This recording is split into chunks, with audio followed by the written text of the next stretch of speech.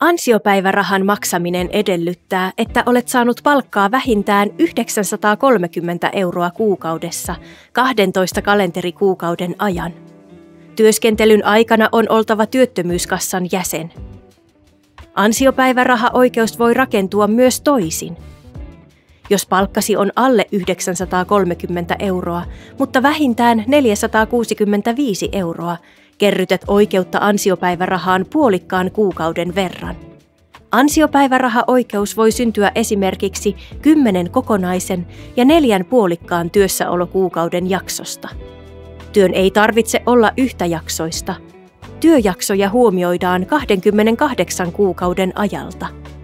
Jos olet opiskellut, sairaana, armeijassa, siviilipalveluksessa, vuorotteluvapaalla, apurahalla tai hoitanut enintään 3-vuotiasta lasta, työkuukausia huomioidaan jopa 9 vuoden ajalta.